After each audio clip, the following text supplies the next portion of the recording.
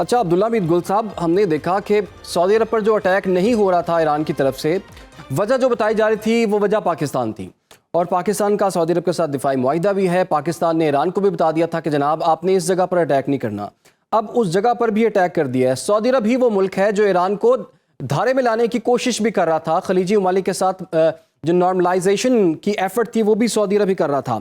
तो आपको क्या लगता है पाकिस्तान की इस पे क्या पोजीशन होनी चाहिए या होगी? अब देखिए, मेरे ख्याल में ये एक स्ट्रेटेजिक मिस्टेक है, और ये एक ऐसी मिस्टेक है जिसके भयानक कॉन्सिक्वेंसेज होंगे।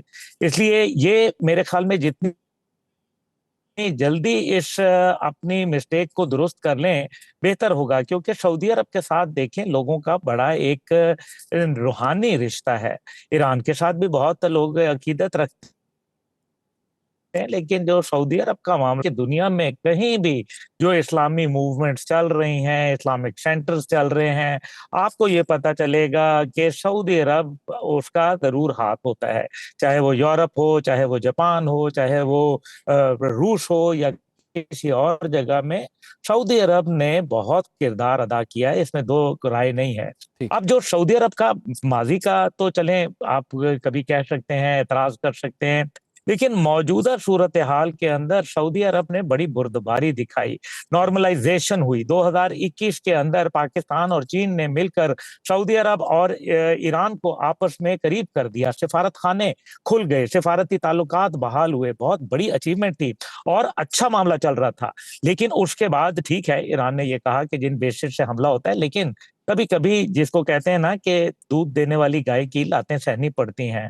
आपको ये देखना चाहिए कि क्या सऊदी अरब ये काम कर रहा है? तो सऊदी अरब कतन ये काम नहीं कर रहा। सऊदी अरब तो बल्कि इसकी कीमत अदा कर रहा है, अमेरिका से दूरी इख्तियार कर रहा है।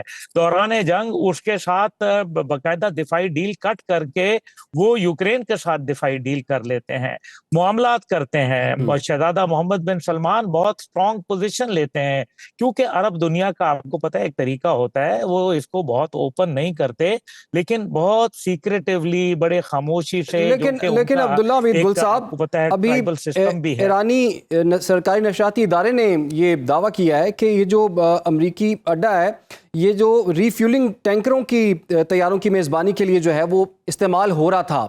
तो ईरान तो सिंपल ये बात कहता है कि अपनी बेसिस आप हमारे खिलाफ इस्तेमाल ना होने दें।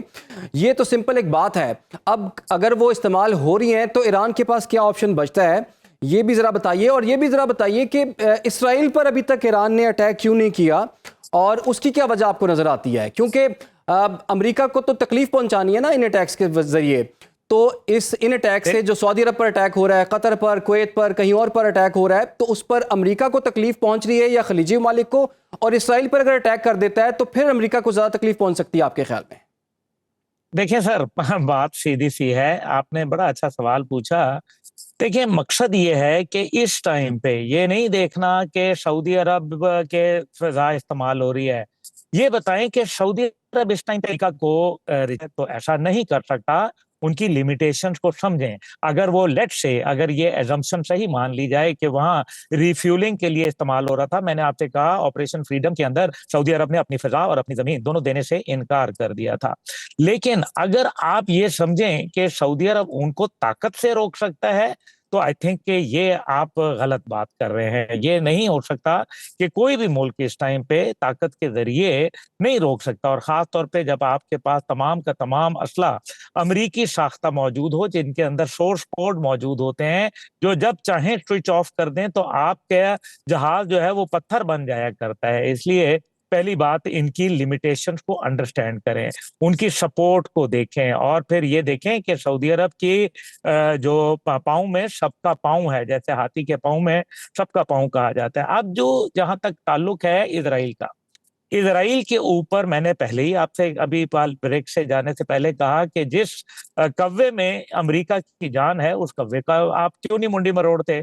आपको किसने मना किया? सबको पता है। अगर आपको पता है, मुझे पता है, तो ईरान जो कि हालत जंग में है, उसको नहीं मालूम कि ईरान की जितनी शहादतें हुई उसके पीछे किसी और का नहीं बल्कि उसके अंदर इसराइल का हाथ था।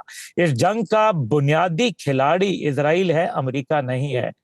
इस जंग के अंदर बुनियादी खबासत इसराइल की है, किसी और की नहीं है। हाँ, उसके मुआवनकार होना एक और बात है, लेकिन इस सब के अंदर जो कलीदी मामला है, अगर आप इजराइल को हर्ट करेंगे तो उससे आलम इस्लाम आपके साथ खड़ा होगा, ना कि आपसे दूर होगा, नंबर 1। नंबर 2 ये है कि उससे आपकी पूरी दुनिया में पज़िराई होगी। नंबर 3 ये है कि एक वक्त में आके जितने भी जिहादी एलिमेंट्स हैं इस रीजन के अंदर, वो इजराइल के ऊपर जा दौड़ेंगे। और तीसरी नंबर 4 ये है कि इस टाइम पे अमेरिका को तकलीफ होना शुरू हो जाएगी, और ऐसे वक्त में जबकि एंटी इजराइल सेंटिमेंट अमेरिका के अंदर तारीख के अरूज तरीन सतह के ऊपर मौजूद है, तो ये मेरे ख्याल में सऊदी अरब पे अगर आप करेंगे तो it will be a grave strategic mistake and it should not तो बी अब्दुल्ला भाई, वो रिपीटेड सवाल तो फिर अगेन। दिस वही इज रहा व्हाट ना माय कि सजेशन टू ईरान। इसराइल पर अटैक क्यों नहीं किया? इसराइल पे अटैक इसलिए नहीं किया क्योंकि आपने अपनी तरजीहात तब्दील कर ली। आपने ये सोचा कि इसराइल, क्योंकि आप हमास जो है उसने आपने देख लिया कि किस तरीके से वहां से बिल्कुल हथियार डाल दिए हैं। दूसरे लफ्जों के अंदर आप वहां देख लें कि किस तरीके से मामला हो रहा है, गजा के अंदर क्या हो रहा है, आप देख लें। इससे भी देख लें ना कि ये जो 14 नुकात थे मेरे भाई, जो कि उसके अंदर शामिल किए गए थे एमओयू के अंदर, उसमें ना लबनान का जिक्र था, ना फलस्तीन का, ना गजा का, जबकि बुनियादी जंग का जो वजूहात थी वो यही बुनियादी वजूहात थी।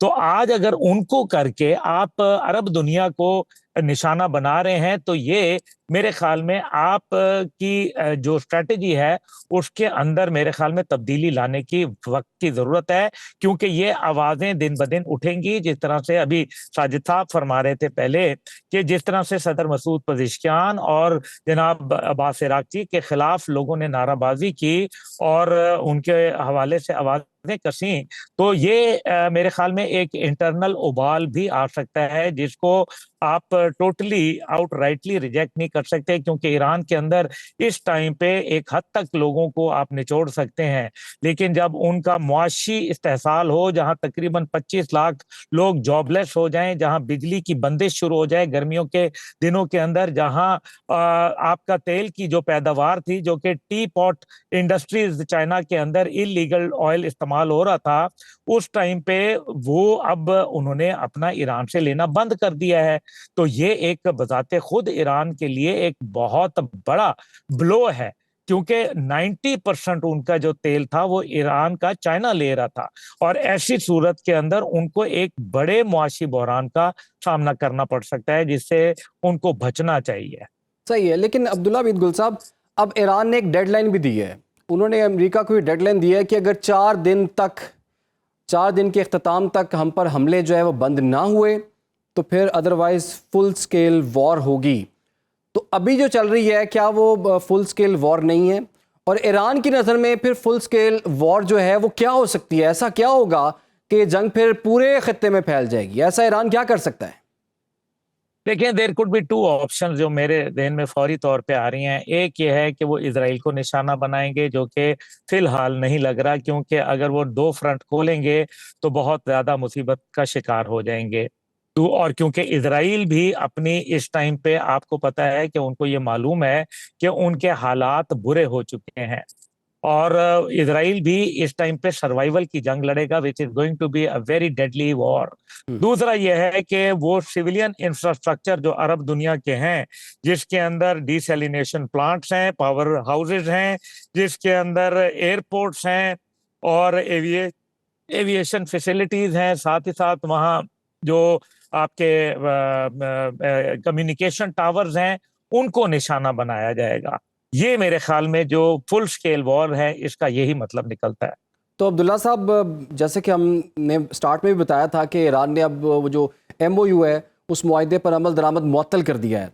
अब खबर ये भी सामने आ रही है मुख्तलिफ ज़राए के हवाले से, कतर पर भी अटैक हो गया, और कहा यह जा रहा है कि सालिसों ने ना अब अपने हाथ भी खड़े कर दिए हैं, क्योंकि बात उनके हाथ से भी निकलती हुई दिखाई दे रही है। अब आपको क्या लगता है, कतर पर भी अटैक हो गया, सऊदी अरब पर भी हो गया, MOU के मुआहदे पर अमल दरामद मुअत्तल हो गया, एक दूसरे पर 7 दिन रात से वो अटैक्स भी किए जा रहे हैं, तो आगे आपको मंजरनामा क्या नजर आ रहा है? अब देखिए कतर सऊदी अरब दो बड़ा किरदार अदा करे थे। इफ यू रिमेम्बर कि शुरू में जब ये जंग हुई तो उस टाइम पे कॉड हुई, कॉड कॉन्फ्रेंस के अंदर ये वज़राए खारजा की थी, मिस्र था, सऊदी अरब था, तुर्किया था और पाकिस्तान था, और चीन को जाहिर है लूप में लिया हुआ था। लेकिन अब जिस तरह से ये जो टी पॉट इंडस्ट्री का मैंने जिक्र किया, जो ऑयल रिफाइनरीज थी चाइना की, ये अब जिस तरह से पीछे हटी हैं, तो चाइना का भी एक मेरे ख्याल में वहाँ मेजर शिफ्ट नजर आ रहा है, खासतौर पे जब डोनाल्ड ट्रंप भी, आपको पता है कि चाइना की यात्रा से वापस आ चुके हैं। कुछ ना कुछ तो अंडरस्टैंडिंग डेवलप हुई है, क्योंकि ताइवान के मामले के ऊपर जिस तरीके से सदर ट्रंप को 4 दफा सवाल पूछा गया, लेकिन चाइना में उसका जवाब नहीं दिया गया। हालांकि बिलियंस ऑफ डॉलर का, तकरीबन 25 बिलियन डॉलर का असला खरीदने की इजाजत कांग्रेस दे चुकी थी, लेकिन उन्होंने एक लफ्ज नहीं बोला। दूसरी जानिब हम ये देखते हैं, जाहिर है आपको पता है डिप्लोमेसी तो ऐसे ही होती है, उसके अंदर कुछ ले और कुछ दे होता है। दूसरी जानिब अगर आप ये देखें कि पाकिस्तान का, तो पाकिस्तान का सऊदी अरब के साथ एक दिफाई और स्ट्रेटेजिक शराकतदारी का मुआहदा है, और ये बात पाकिस्तान ने रोज अव्वल से चाइना ईरान को बताई हुई थी कि देखें हमें आप इस एम्बैरेसिंग पोजीशन में ना डालिएगा। तीसरी जानिब कतर है, जिसने बहुत अच्छा किरदार अदा किया, और खुद आप देखें कि वो वफ्द के साथ गए भी कई, जब बावजूद इसके कि जिन मुमालिक पे हमले किए गए थे उनके वफूद आए, और ईरान के जो रहनुमा थे आयतुल्लाह अली खामेनाई, उनकी आखिरी रसूमात के अंदर वो शरीक हुए। लेकिन अब अगर आप अपने तमाम फ्रेंड्स को अपने से दूर कर लेंगे, तो ये एक आपकी बहुत बड़ी गलती होगी, जो कि मैं समझता हूं कि इसके ऊपर जितनी जल्दी वो रजू कर लें उतना बेहतर होगा। तो अब्दुल्ला साहब, अब्बास इराक़ची जो हैं उन्होंने तवातुर से दौरे भी किए ओमान के, और वहाँ पर वो जाके ये ओमान की जो क़यादत है उसको कायल करना चाह रहे थे कि जी मिलके हम आबनाए हुर्मुज़ का कंट्रोल संभाल लेते हैं। लेकिन वहाँ से सुना जवाब यह आया कि हम तो इंटरनेशनल लॉ के साथ हैं, लेकिन ईरान उसको मानने के लिए तैयार नहीं है। अब्बास इराक़ची ओमान में मौजूद थे, तो इसके बावजूद ओमान पर भी अटैक किए गए। आखिर इस पॉलिसी की समझ नहीं आ रही है। एक तरफ आप कोशिश भी कर रहे हैं उनको साथ मिलाने की, सिफारतकारी भी कर रहे हैं, एफर्ट भी कर रहे हैं, बिल्कुल हमसाया मुल्क है, उनका ऐसा कोई कसूर भी नहीं है। तो आपको क्या लगता है ईरान की पॉलिसी जो है किस हद तक मुबहम है, और ये इसको कितना फ़ायदा या कितना नुकसान देने वाली है अब?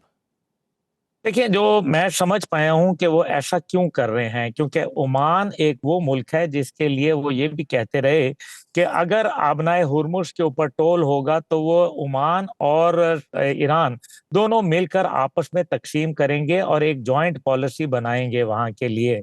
क्योंकि जो united nation convention on law of the sea 1982 वो बड़े वजाहत से कहता है कि ये टेरिटोरियल वाटर है ईरान और ओमान के। अब ऐसी सूरत के अंदर अगर हम चलें तो एक ही बात समझ आती है कि ओमान समेत बाकी इलाकों पर हमले एक बात की वजाहत कर रहे हैं, क्योंकि पहले जब ये हमले हुए थे तो उस टाइम पे ये कहा जा रहा था कि नहीं, ये दरमियान में कुछ हॉस्टाइल कंट्रीज ने कुछ शैतानियत की है, ये बात भी लोगों को समझ आ रही थी। लेकिन अब तो ऐसी कोई बात